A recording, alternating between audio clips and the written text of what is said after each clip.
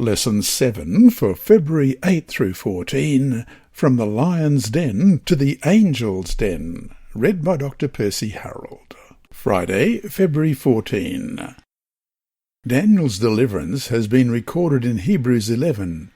What can be called the Hall of Fame of Faith says that prophets, among other accomplishments, stopped the mouths of lions. That's Hebrews 11 verse 33.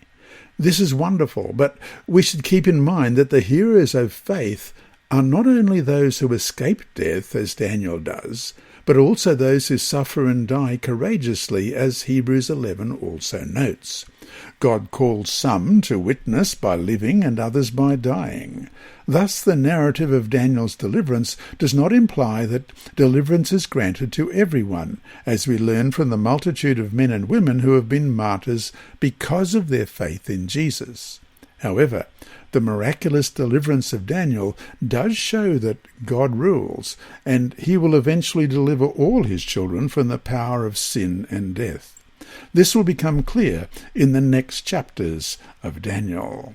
And that brings us to our 4 discussion questions for this week. 1. Frenchman Jean-Paul Sartre once wrote that the best way to conceive of the fundamental project of human reality is to say that man is the being whose project is to be God. How does this help us to understand, at least on one level, why the king falls for the trap? Why must we all, in whatever our station in life, be careful of this same dangerous inclination, no matter how subtly it might come? What are other ways we might want to be like God? 2. What kind of witness do we present to others in regard to our faithfulness to God and to his law? Would people who know you think that you would stand for your faith, even if it cost you your job or even your life? 3. What do you see in Daniel that makes him a person that God can use effectively for his purposes? With the Lord's help, how can you develop more of this same characteristics? 4. In what ways could Daniel have been justified in deciding, in light of the decree, to have changed the way he prayed? Or would that have been a dangerous compromise? If so, why? Inside Story. Our mission story this week is titled Praying Spanish Mother, and it's by Rebecca Ruiz LaGuardia. As a 10-year-old girl, Pilar LaGuardia stared at the starry heavens over Spain and asked herself, who created the stars? Do we have a creator, or are we just the result of chance? This question filled her thoughts for years. She asked relatives for their opinions, but no one could provide a satisfying answer. She attended church services on Sundays, but the sermons about burning hellfire and a tyrannical and vengeful God caused her to drift away from her family's faith.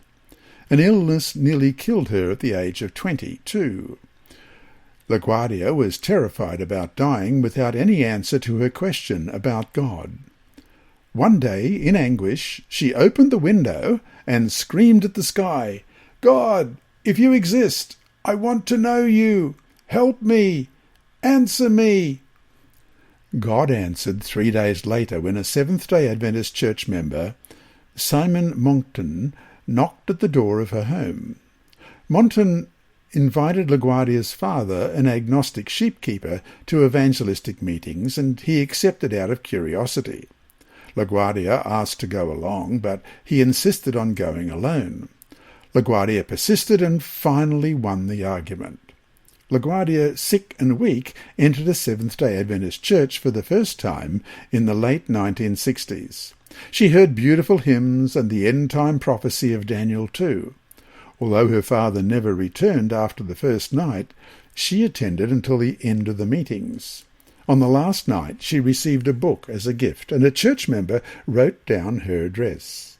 Several days later, a woman visited her at home and offered Bible studies. Through the weekly studies, LaGuardia received answers to her questions about God. She found calm and peace for the first time. Pastor Luis Bueno baptised LaGuardia 10 months after the Bible studies began. She married at 32, but it was difficult for her to conceive a child because of her health problems. Again, she went to God in prayer and became pregnant with me. My mother, pictured left, born in the humble home of a Spanish shepherd 73 years ago, is joyfully leading souls in the flock of the great shepherd today. I'm thankful to God for giving me such a mother. Rebecca Ruiz LaGuardia lives in Spain.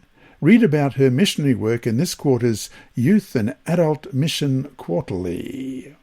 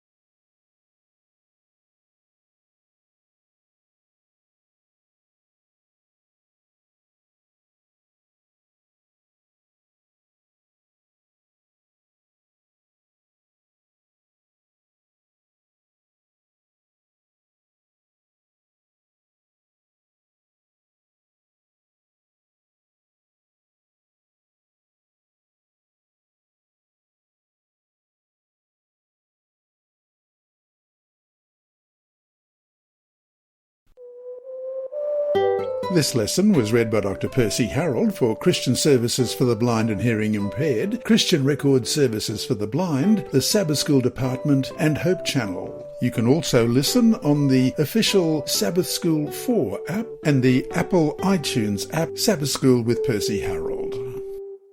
Remember, God is always faithful.